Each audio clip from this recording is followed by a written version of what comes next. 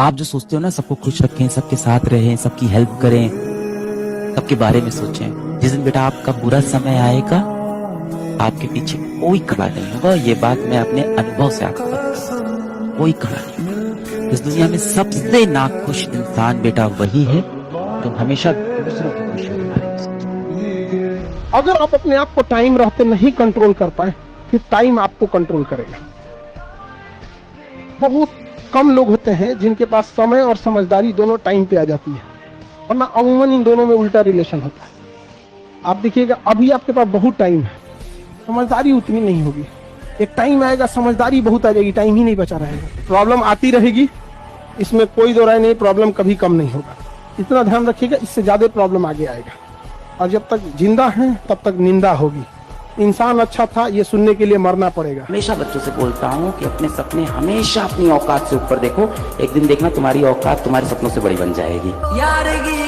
लोग आपको आज ताने देंगे तो आज आप किसी को जवाब मत दीजिएगा, शांत रहिएगा। लड़ाई बड़ी है हमारी, इसलिए मौन है हम।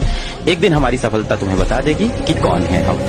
लो कुछ भी कहीं भी इस चीज को कमी कर लो, पर पढ़ाई पे कमी मत करना, क्योंकि बेटा लाइफ अच्छी बनाने के लिए पढ़ाई बेसिक नीड है।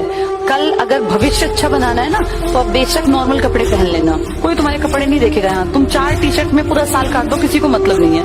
लेकिन आज से 5 साल बाद अगर तुम सोचो कि 2 टी-शर्ट में मेरी जिंदगी कट जाएगी तो बहुत टफ होगा। इसलिए मेहनत करो, 100 डेज का टारगेट बना लो।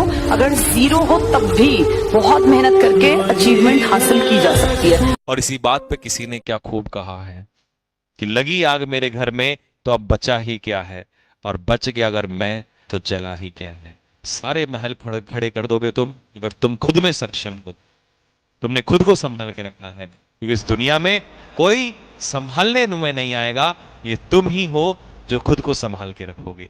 इसीलिए मेरे भाई तुमको संभालना, कोई नहीं। आज के लिए इतना ही। जब भी आपके दिमाग में ख्याल आए कि कल करता हूं,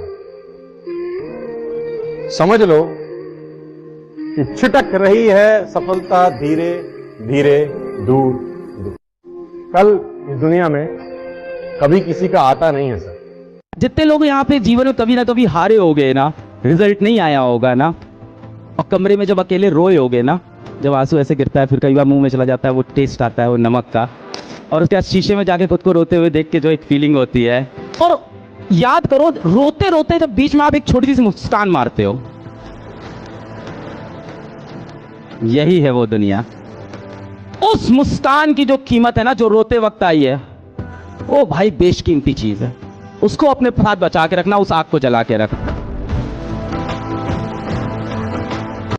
मैं सोच भी बदलता हूं, मैं नजरिया भी बदलता हूं, बदलता नहीं कुछ तो मैं लक्ष्य नहीं बदलता हूं, उसे पाने का पक्ष नहीं बदलता हूं।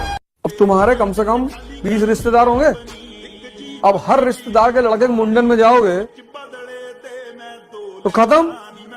और रिश्तेदारों का काम क्या ये कहना भैया नहीं आओगे तो हम बुरा मान जाएंगे। मान जाओगे कहा बिगाड़ लोगे। फिर आएंगे तुम्हारे बच्चे को दे देंगे 5100 रुपया कि बेटा आ नहीं पाए थे मुंडन में, वो पापा कहने लगेगा तुमको। एक बात मुझे बड़ी अच्छी लगी कि जो लोग अपनी हार पे रोते हैं, वो खिलाड़ी जो अपनी हार पे आंसू बहाता है, वही खिलाड़ी जीत के आंसू का हकदार होता है। राइट, जो अपनी हार पे आंसू बहाता है।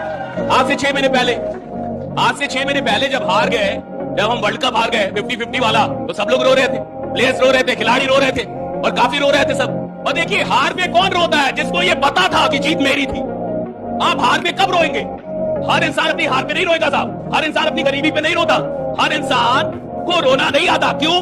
क्योंकि रोते आप तब हैं जब आपसे आपकी कोई चीज छीन ली जाए, जब आपको लगे ये चीज मेरी थी, मेरी होनी चाहिए थी, और आपको ना मिले, तब रोना आता है, तब आंसू आते हैं। और 6 महीने पहले जो आंसू हार के थे, 6 महीने बाद वही आंसू जीत के हो गए। जिस जिंदगी का एक सेकंड बाद का अता पता नहीं है, भरोसा नहीं है, कल सुबह में उठूंगा भी या नहीं ये भी नहीं पता है, और मैं ऐसी जिंदगी जी रहा हूं जो 10 साल बाद मैं ये बन जाऊंगा, 18 साल बाद मेरी प्रमोशन ये होगी, मैं सेक्रेटरी बन जाऊंगा या मैं हाई कोर्ट का जज बन जाऊंगा।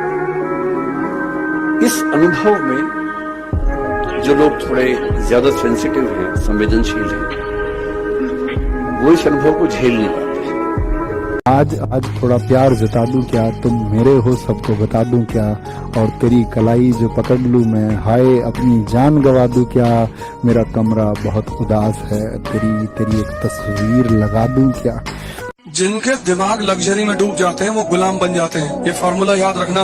रोम के पास इतना पैसा आ गया, इसलिए जो भी सिविलाइजेशन अचीवमेंट की बहुत ऊंचाई पे चली जाती है उससे गुलाम बनने की संभावना बढ़ जाती है। जहाँ भी लग्जरी बढ़ेगी वहाँ गुलामी आएगी ही आएगी। इसलिए अफगानिस्तान को आज तक कोई गुलाम नहीं बना पाया, क्योंकि उसका टरेन ऐसा है कि वो देश कभी लग्जरी में आया ही नहीं। इसलिए अफगानिस्तान को ग्रेवयार्ड ऑफ एम्पायर्स कहा जाता है, क्योंकि उसका जोग्राफिकल टरेन ऐसा है। वहाँ लड़ना है, जीना है तो लड़ना है, एवरीवन इज अ वॉरियर। लेकिन जितनी सिविलाइजेशंस आई और अपनी ऊंचाई में पहुंची, सब मारी गई, क्योंकि एक पीक के बाद इतनी luxury, and luxury makes you week.